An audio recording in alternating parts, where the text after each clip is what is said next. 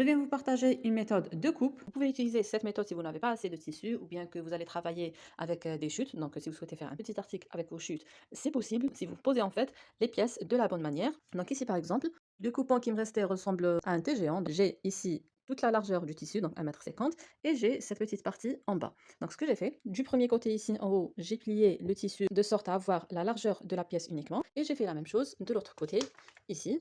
Mais l'espace qui me restait entre les deux pièces n'est pas suffisant pour poser la manche. Donc ce que j'ai fait, je suis descendue ici en bas et j'ai tracé une première fois ma manche. Et là, au niveau de la tête de manche, vous voyez que j'ai ici le cran du devant, donc il est à droite. Puis j'ai tracé une deuxième fois la manche ici en haut, mais cette fois-ci, j'ai retourné le patron. Donc le patron, je l'ai posé endroit contre l'envers du tissu ici. Et là, le cran du devant, il est à gauche, alors que tout à l'heure, il était à droite. Comme ça, vous allez avoir deux pièces symétriques. Donc il ne faut pas poser la manche dans le même sens si vous faites cette méthode de coupe.